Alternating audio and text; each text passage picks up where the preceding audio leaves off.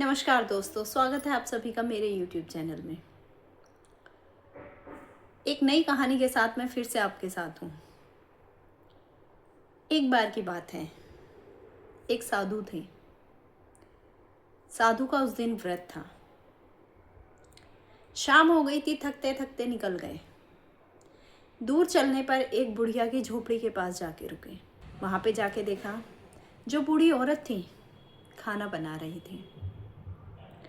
साधु ने बोला, हे माई, कुछ खाने को दे दे। बुढ़िया ने बोला, ठीक है, आप रुको, मैं लेके आती हूँ। बुढ़िया उस समय पे अपने लिए रोटी बना रही थी। उसने साधु के लिए रोटी बनाना शुरू करा। उसने आटा लिया और रोटी बनाने लगी। लेकिन उसे लगा कि शायद ये आटा बहुत ज़्यादा है, इसलिए उसने और कम आटा लिया और उससे साधु बाबा के लिए रोटी बनानी शुरू कर दी। उसके मन में फिर विचार आया कि ये आटा तो अब भी ज़्यादा है।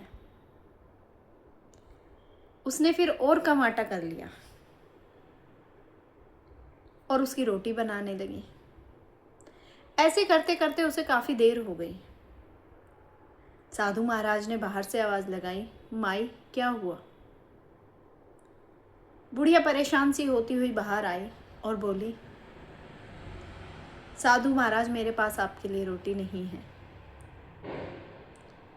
ये सुनकर साधु महाराज को बहुत गुस्सा आ गया।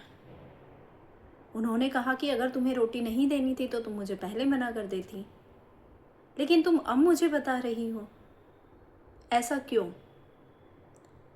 तो बुढ़िया ने बताया कि हे साधु महाराज, जब मैं अपने लिए रोटी बनाती हूँ तो चाहे मैं कितना भी आटा लूँ वो मुझे कम लगता है, लेकिन अब मैं आपके लिए रोटी बना रही हूँ तो मैं कम आटा भी ले रही हूँ, वो भी मुझे बहुत ज़्यादा लग रहा है।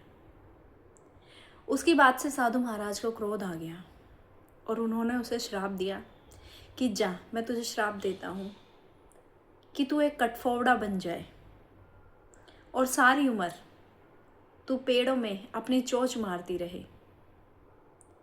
जो लालच तुमने मेरे खाने के लिए करा है, उसी खाने के लिए तू उम्र भर अपनी चोंच पेड़ों में मारेगी।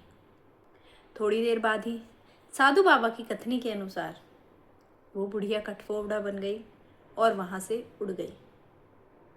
तो इस कहानी से हमें ये पता चलता है कि ये हम सभी के मनों में होता है कि जब हम कोई चीज़ अपने लिए मांगते हैं या अपने लिए रखते हैं तो वो हमें हमेशा कम लगती है, लेकिन जब वही चीज़ हम किसी दूसरे को देते हैं तो थोड़ी चीज़ भी हमें बहुत ज़्यादा लगती है। अर्थात इसमें हमारा स्वार्थ होता है, इसमें हमारा लालच होता है।